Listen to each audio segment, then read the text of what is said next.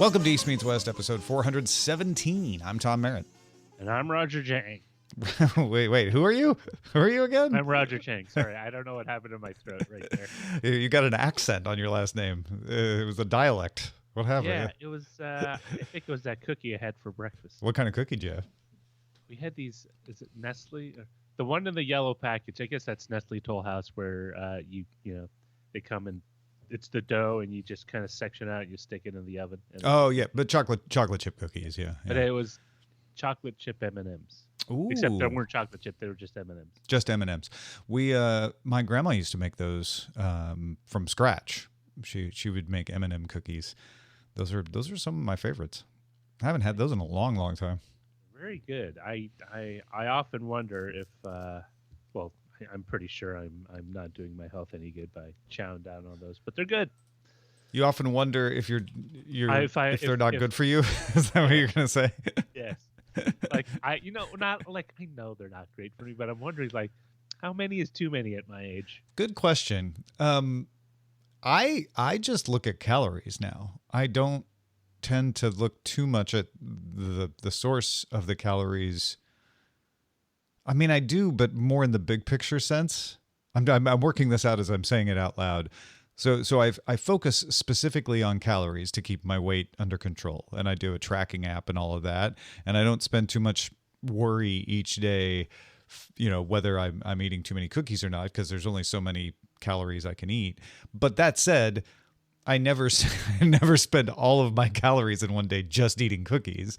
So in the big picture sense, I'm always like, oh, I should eat like a healthy breakfast. I should eat a healthy lunch. I guess that's what I do is I make sure that my breakfast and lunches are healthy, and then I give myself more latitude on the dinners, and then snacks are open season. I go with my gut, literally. Like I will eat one, and then and this is the thing. Like I've learned not to eat another one right away. Like, yeah. I give it 10 minutes, and then in 10 minutes, if I feel like I'll eat another one, I will. But I usually when it comes to high caloric foods, usually it just kind of fills me up. And so if I wait 10 minutes and don't immediately like try to cram another one after I've eaten one, it will like, okay, I don't really want another one. There's something to that. I don't remember the exact details, but I read something once about I want to say they called it the addictive nature of certain fats and sugars and such, but addictive is not the precise word, because they're not exactly addictive the way like heroin's addictive, but sort of the way it fools your body into wanting to continue to eat them. And what I do remember is what you were saying, is that if you eat something like that's in that category and wait, that impulse goes away, and then you'll actually notice that you're full, like you were saying. So that's a good method for people to try. I have an added benefit because I have kids. So if I wait that long, they're gone. Generally they'll have eaten them yeah. anyway. So. Yeah, because the kids are little metabolism machines. They just burn it right off.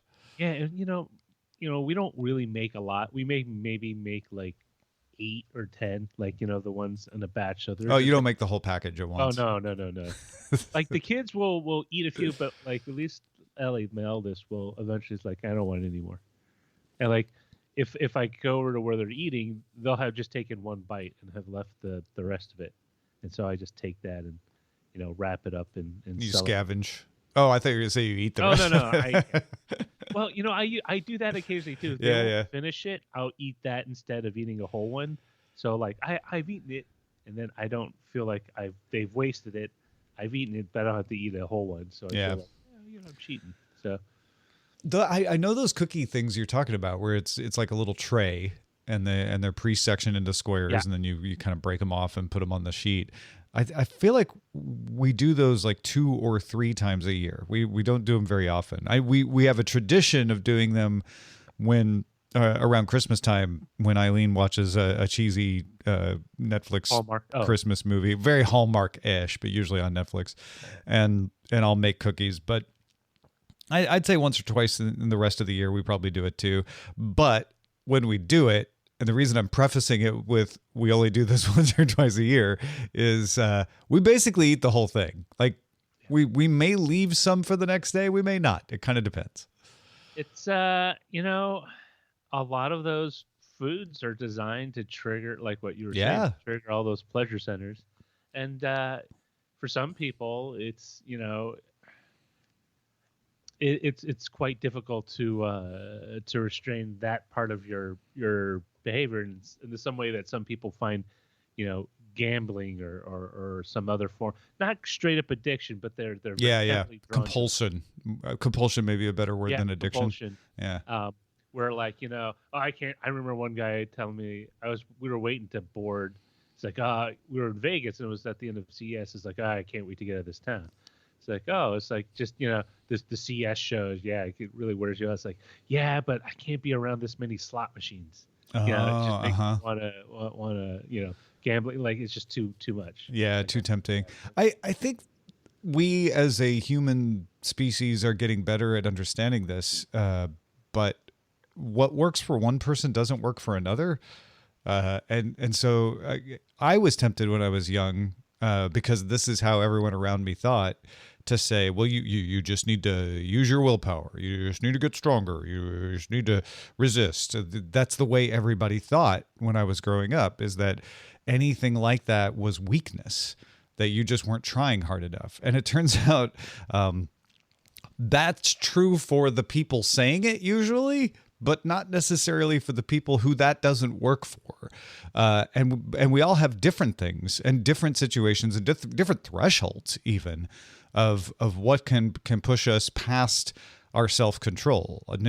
No one is capable of achieving 100% iron self-control on everything. And what I learned over the years, for me anyway, was which of those things I can actually control by buckling down, because there are some where you can just like, you know what, I just need to stiffen my backbone a little bit and I'll be fine. And which ones I can't, and which ones I'm like, no, I need to steer clear. Like your friend with the slot machines. It's well, like, it was a friend. He was just a or co-traveler. Yeah. Your colleague, your fellow traveler, I was with the met him slot at the machines. airport, so it wasn't like we were rubbing elbows all the time. Right. But you know what I mean? Like, oh yeah, no, yeah. It's very fascinating because I have the free YouTube, and I'll always get, every third or fourth rolling ad will be this guy with like the rock hard abs. It's like, losing weight's not about dieting or doing like CrossFit. Like he's explaining all these things that don't Losing work. weight is about paying me money.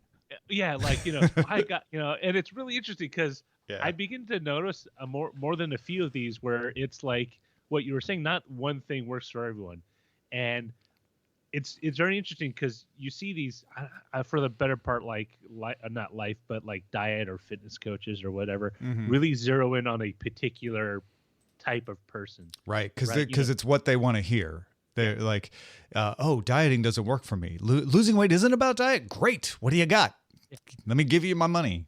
And it's just like, you're eating the wrong foods. You got to eat these foods, and it's more like, it's not the foods you think, the foods that are bad for you, or like, and it's like, oh, I was eating those. These seem to, because the foods that are bad for you are the foods you don't like.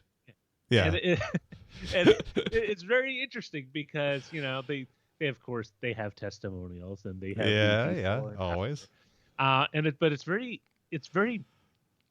very fascinating to watch how a lot of these are targeting various psychologies, right? One is like, you've been doing it wrong. The second one is, you're doing it wrong. It's a lot simpler than you think. Like all you need to do is to drink this before you go to bed, and then you just do your regular exercise. Nothing major. Another one is like, don't go to the gym. It's a waste of time and money. It's never going to work. You want to do that, and it's because I can see all of it, because it's approaching different people who have different outlooks on how they want to do it. Like there's some people who are just gym rats, and for them, like hitting Planet Fitness, 3 times a week is how they stay in shape. And it's fun, right? For those people, they actually enjoy it, right? What do you call a cousin's spouse? A cousin-in-law, a third cousin or cousin? I just call him cousin, but you're right. I don't know if there's a specific word. But like my cousin and his wife are like they're just doing fitness like every day. Like she posts on Instagram like her routine and where she's at, and how she's met all her specs, and it's like, Christ, like 90% of your Instagram posts are you working out and like, it's like, that's cool. Didn't know that, but that's cool. Yeah. Well, and I think we're slowly breaking out of the mindset that that is ideal and getting into the mindset of that's their thing. Yeah. Instead of it being like, oh, show off, right?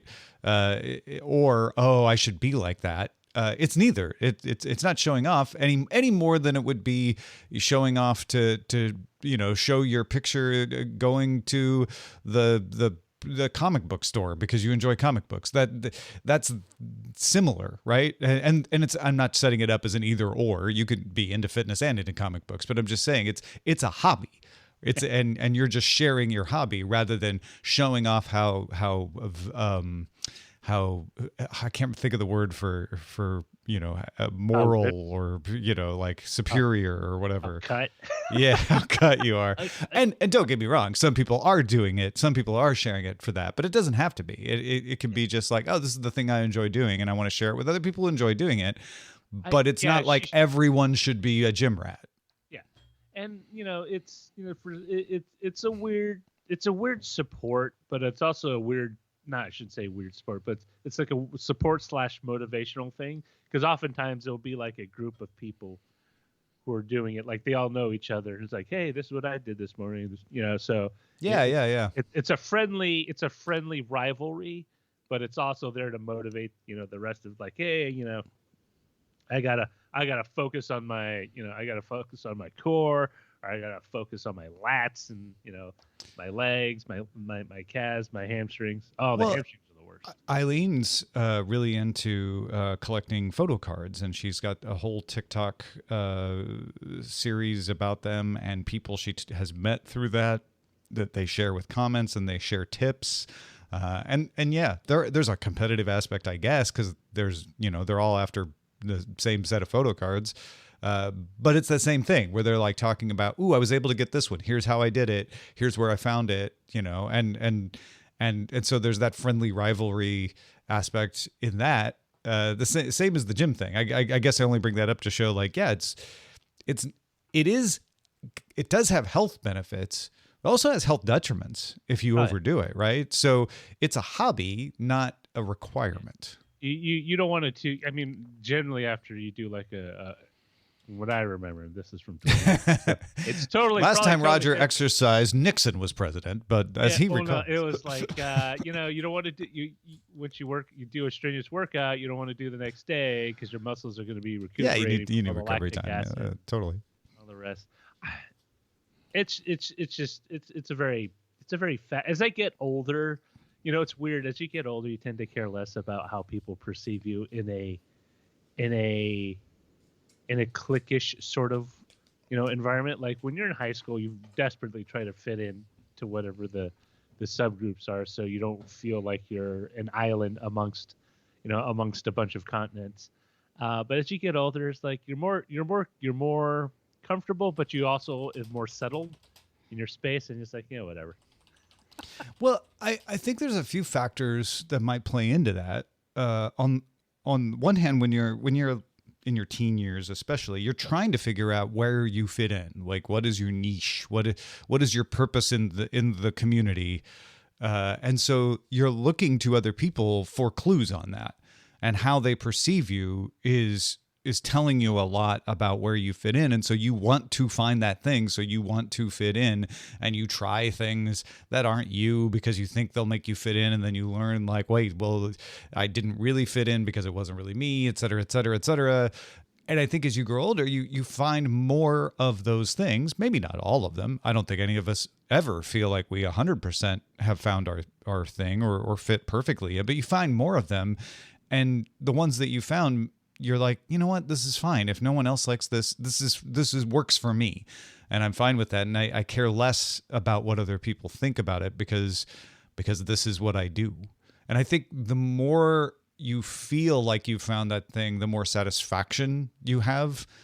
And I think it possibly could explain, and again, I'm thinking this out loud as I'm saying it, possibly could explain a lot of what goes on social media, because you have people at all stages of life desperately trying to, or not desperately trying to see where that where that niche is for them. Yeah, well, I mean, you're either trying to find that niche that you belong to, or Mm-hmm. you're trying to establish one Yeah, that yeah. fits you. And it's a very, I'm sure there has to be some sort of anthropological or sociological study on this, but like how people try to self-sort into these things, because as you progress through life, some people, not always, can usually have the same interests throughout their life, but most people, I think, might be kind of like me, where their interests change as your different life points hit up. Like a lot of stuff that I was into when I was younger and in like my 20s no longer interest me. Mm-hmm. And and there's certain things that have stayed, like I'm still pretty big on tech, but there are certain aspects, I should say, of things that I'm interested in. Music, I played cello for 9 years, and I was like, oh, maybe I'll get a cello Yeah, yeah. when I have enough money. Nah, I'm less interested in that, although I'm still interested in music, and in music and creation. And I think it's because we've approached a point where technology has allowed us to replicate certain things that used to require a very limited set of skills, right? For example, if you played piano, that's it, right? That's you played piano. You could play another keyboard. You could learn another instrument. It could be a stringed instrument. It could be drums or whatever. But technology has allowed us to take a keyboard, like an 88 keyboard attached to a synthesizer, and now you can replicate a number of different instruments without necessarily having to learn how to breathe if you're playing a reed instrument, or have enough lung capacity to blow a tuba or a French horn. What you want to hear, but you don't necessarily need to have those skills to play that specific instrument. Although people who are very musically creative do it anyway because they enjoy it. In the same way that you don't really need to know how to drive a stick anymore to drive, because 98% of the cars sold in North America are equipped with automatic. So you very rarely, if any, come across a situation where you're kind of like, I can't drive that. Yeah, I think that has helped reveal things that were a little hidden. My theory here is that there are traits and talents about you that are less likely to change than interests. And using your example, if you like complex learning and figuring out the mechanics of something to create a music sound, you might pick up the trumpet and learn it. If you like the sound of a trumpet and the music it creates, you might pick up a trumpet. And 30 years ago, you both did the same exact thing. You picked up the trumpet and learned it for different reasons. And what technology, as you're describing, reveals is, oh, the person who just liked the mechanics and the challenge, they still pick up an actual trumpet. But the person who just wanted to learn the music and use the output can just use the synthetic version, can use the GarageBand version, and they don't need to go to the trouble of learning the trumpet. So it gives us a little finer sorting on those sorts of interests. It's really expansive, because I'm not wondering, but I know there, at least based on the subreddit chats, that there are people who are very visually attuned, who want to do kind of the level of graphics or illustrative arts, but maybe lack the motor skills or Right. the time to learn it. Especially if you want to do something like airbrush. Airbrushing requires not only time to learn, but you have to spend a lot of money on the equipment, right? You need the compressor, you need the brush, you need the paints. And so things like Procreate, and not just straight up paint programs, but like art programs that are designed to let you to kind of like to bring down the barriers for you mechanically, how to create something on a two-dimensional plane, even though you have that image in your head. And I think things text to image generators are the next step. Yeah. Right? You have this image you want. You just don't. You can't make your hands pick up a pen and draw it out the way you want it.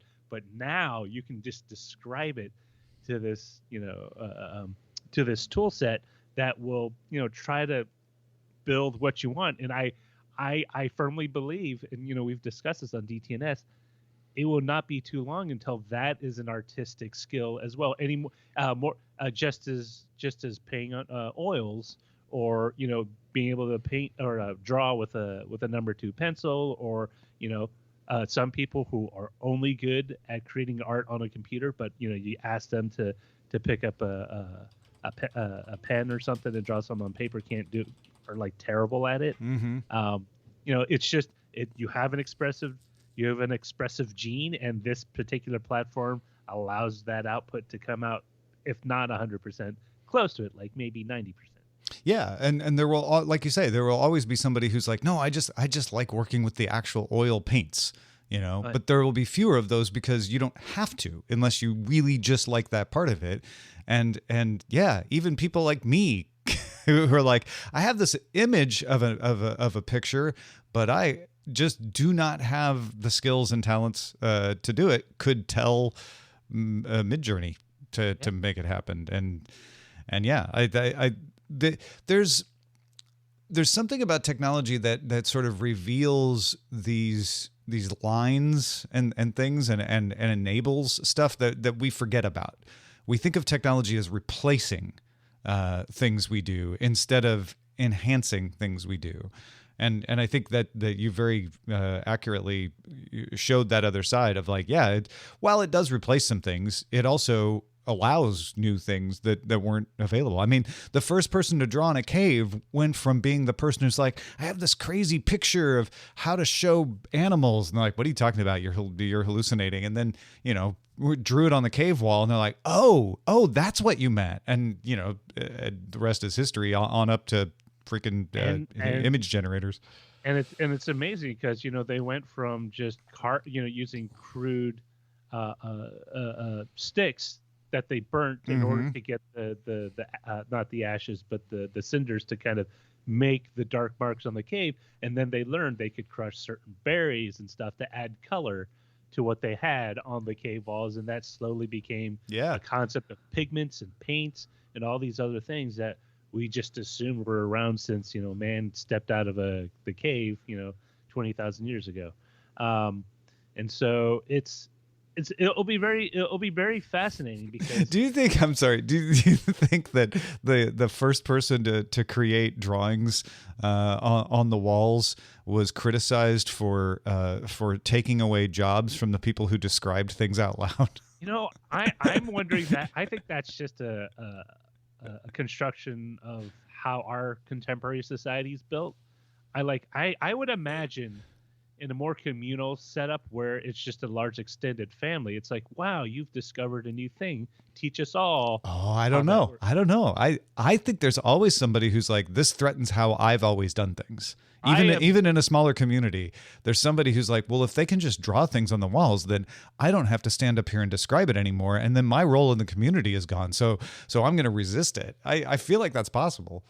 It very well could. I mean, like when humanity developed the bow and arrow, it's like one guy who was really good at getting up close and chucking that stick. Right. It's like, wait a minute, now anyone can take down a buffalo. And then starts like, well, if you're lazy, I guess you use a bow and arrow, but if you really want to work for your food, you use a close-in spear. Nothing will ever replace a close-in spear.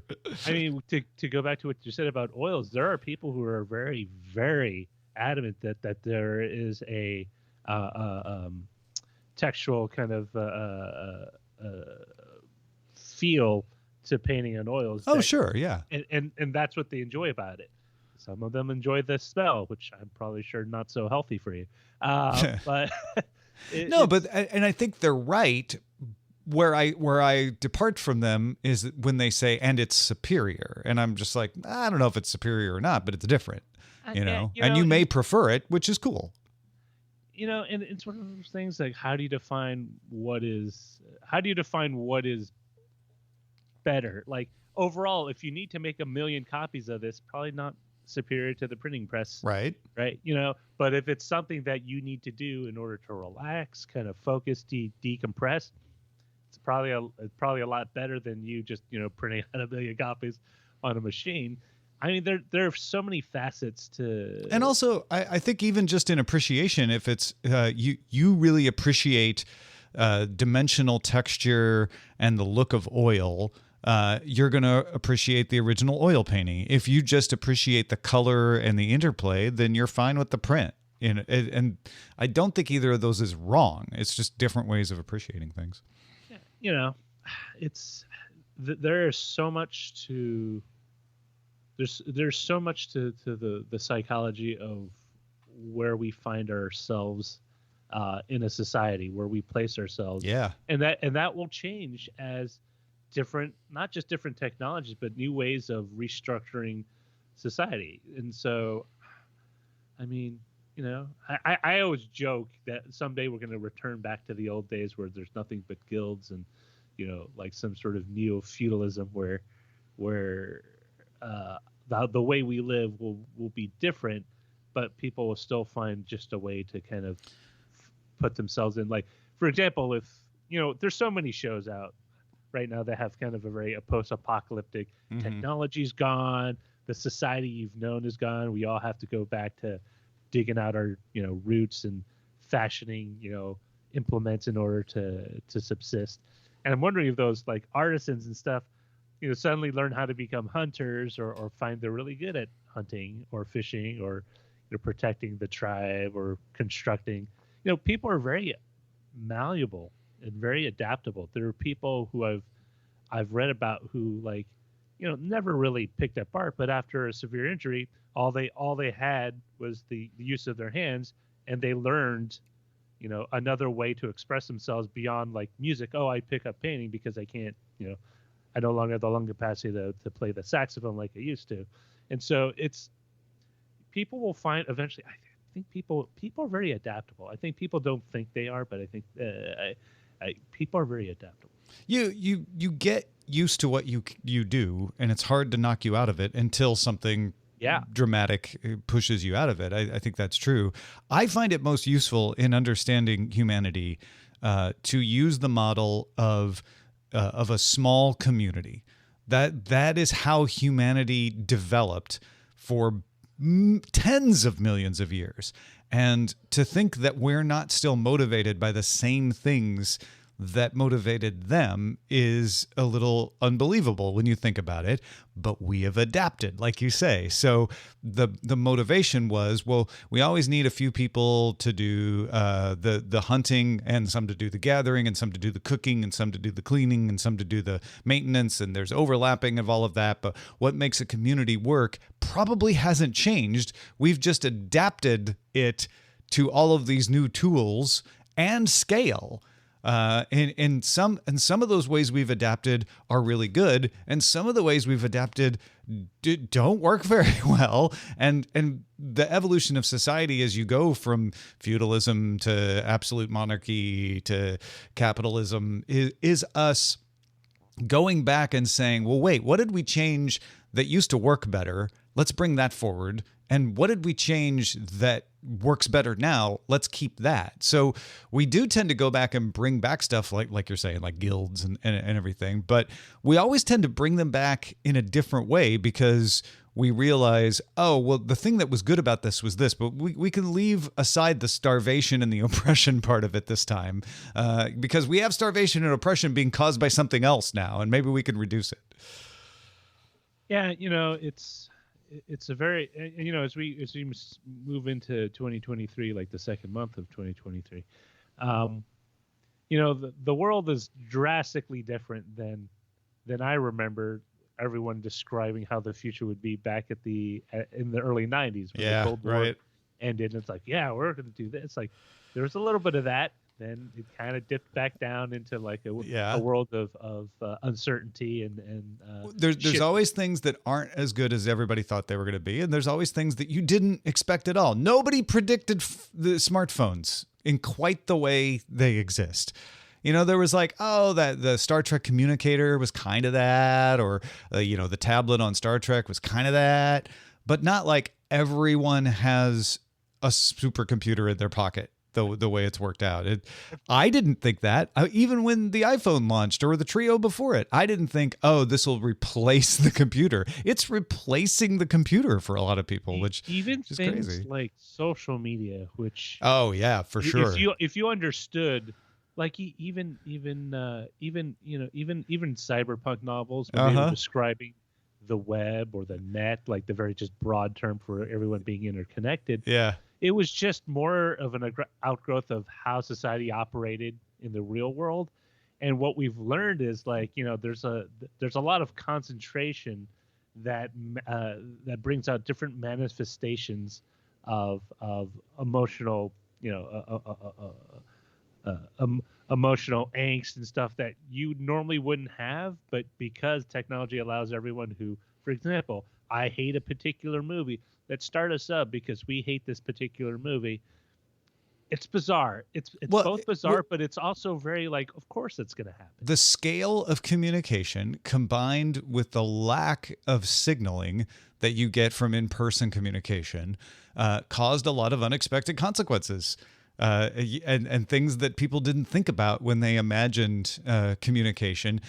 Especially because a lot of times we just jump to like, oh, well, so pretty quickly we'll have virtual versions of ourselves and walk around, and then I can just imagine it's as if we're talking to each other and we haven't got there yet. So yeah, it's a whole different situation. Thanks everybody for hanging out with us. It's lovely to be with you. Subrillion.com/EMW, of course, where you can find these shows, and we will be back. We can't tell you when. It's a secret. Bye. Bye.